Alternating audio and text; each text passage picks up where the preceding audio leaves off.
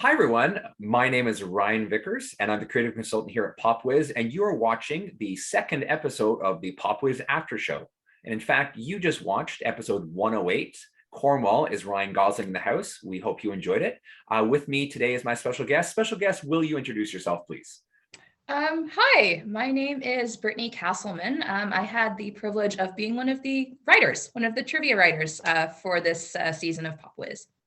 And we're very pleased to have you on board, Brittany. What was your experience writing for the show, and how did you go about writing the questions? We were given some kind of basic guidelines that it had to be kind of heavy on the Canadiana. So focusing on Canadian athletes and actors, obviously Canadian locations as well. So I believe it was about 50% of the questions were to do with Canada. And then the rest of it, I tried to fill in writing questions about stuff that I enjoy. So, I appreciate your honesty, and obviously things that go to demographics, because we are not the age of the players, albeit. And was there now, I know when we sat down with the writing staff, one of the things we identified were people, their favorite subjects to write, and maybe that's something that they might say, hey, why don't you do that instead? And this, we get work on it that way. Did you have a favorite subject to write for this? For this one, I think I wrote a decent number of the sports questions. Usually in trivia shows, you'll see a lot of basketball, hockey, football and baseball. And I wanted to make sure some other sports were thrown in there as well. So there were some tennis questions, some figure skating, just to kind of balance things out. But I really liked writing questions about different parts of Canada. So I wrote some questions about Newfoundland, etc. Nice. And we also had the pleasure of writing some questions specifically for the area. Did you end up, I can't recall, did you end up writing any of the Cornwall questions? I didn't. I was designated the one of the Timmins episodes. Okay. So, Gotcha. so I had some Timmins questions. Excellent. Which we've had two of the Timmins episodes already played. So I'm sure. Do you get a kick as a writer of seeing your questions pop up on screen? Yeah, it's fun because I've watched and loved trivia shows for a long time, but it's nice to see a question that I wrote. I'm like, that was mine. So yeah, very exciting for sure. And you had the pleasure of coming down to the set in Cornwall. What was your experience like on the set? Super fun. I live in Ottawa, so Cornwall's not too far, an hour maybe. It was gorgeous. I got to meet all of the cast, I guess some of the kids, and as well as the production crew, which was really fun, and just kind of see the behind the scenes stuff. So we had a break for lunch and just kind of seeing how the filming process goes, and kind of I guess not the outtakes, but how some things require multiple takes. Well, and the thing with that too is not a lot of people realize that in television, if it's a 22, 24-minute show, it's not done in 22 or 24 minutes. It takes time. We mentioned with Andrew that sometimes Andrew might say the wrong words, or we had some situations where the contestants might say the answer. We gave them the correct points, but we would ask them to say it again, just so it was a little more clear.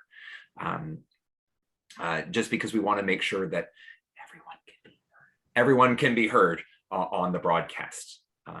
Because one of the things we had, for those of you interested to know, we had one of our technical staff, Paul, with a boom mic. So basically that's a situation where you're holding this huge pole over your head. And that was our mics, because that was one of the things we did for COVID compliance and practices, that we wanted to make sure everyone had their space. Now, I am mildly curious, after having watched the episode, how would you have done? We're going to say nowadays, not if you were a younger person. I'm mildly curious. Would you have made round 2 or round 3? I think so. It was the Cornwall. Oh, confidence. Yeah, well, in all seriousness, because it depends on kind of the questions you get, but I played along watching the episode, and I did pretty well. I would have definitely made round 2. I don't know about the finals, because there was some very specific music questions I think that the kids are listening to now that I am not super aware of, as far as current big artists. But yeah, I think I would have made the second round. I don't know about the finals. Okay, so I want to ask you a trivia question right now. Okay. Okay, and you have to look at me directly Yes. when you're doing this. Yes. In your Zoom shot right now, which Harry Potter house is not behind you? Oh, it's Gryffindor for sure. Okay, fair enough. So Yeah, Gryffindor in the books is talked about way too much. So I intentionally centered myself so that it's kind of so gotta I take represent it the other houses. you might have wrote a couple Harry Potter questions this season. I did. I did one about the Weasley family. Okay, fair enough. We'll leave that because I'm not sure off the top of the head if that's aired or not. We don't want to spoil it too much. Did you develop any tricks for writing questions, or you said you were really trying to sort of get the things that were, while they're in the pop culture realm, but maybe stuff that isn't always covered? Did you have any tricks for writing stuff? Well, as a team, we did have a collaborative document that we were kind of sharing, and so you could kind of see what other people were writing. And I mean, I've played trivia and been in kind of the trivia circuit for a long time, so you know some things, I guess, that show up a lot. But yeah, I guess trying to, I mean, as a teacher too, I'm kind of aware of what some of the kids are into these days. And so trying to integrate some of that, it's like, would my students maybe know this? Keeping those factors in mind when writing questions definitely helps kind of vary the content. And just a little behind the scenes tidbit, what Brittany's talking about, we did have a working Google document to make sure that we didn't have 7 people ask about a specific Harry Potter fact, because then we wouldn't have those questions going on there. Now, when you're sitting at home, are you enjoying? I'm guessing you're enjoying watching the show, correct? I just realized that's a very silly question for someone who worked on the show. So. Yeah, it's super fun because I mean, on my end as a question writer, it wasn't super labor intensive. It took us a few weeks, I think, maybe to write all the questions, yeah, to kind of see them now with actual students and to see, especially the local snippets being put in there as a final product, is really fun to watch. Excellent. Well, anything else to add, Brittany, before we go? A lot of fun. I highly encourage everyone to tune in to Game TV and watch it. And really, as much as it's a kind of a teenage game show, I think even adults can play along at home. And there's a lot of maybe fun factoids you might learn. Yeah, that's we're trying to have you learn little bits here and there about the pop culture zeitgeist, I guess, that we have. Wow, that's a very big word. So I want to remind everyone, Pop Whiz can be found on Game TV Canada, and it airs Sundays at 7 p.m. Eastern. Please adjust for your local time zone.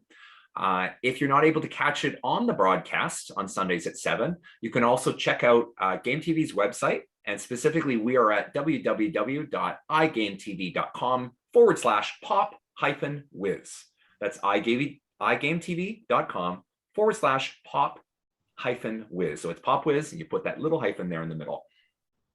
I want to let you know, folks, that we will soon be releasing cycle 1 of Pop Whiz Online. That was recorded, and we had a great time doing that. We look forward to sharing that with you. But all is not lost. Pop Whiz cycle 2 is currently going on, and we are accepting players for the leaderboard up until, I believe, approximately the 21st of this month. And then we'll have cycle 3 in March. And for me, Ryan Vickers, creative consultant from Pop Whiz, thanks very much for popping in. And Brittany, thank you for popping in. Thank you. Take care, everyone.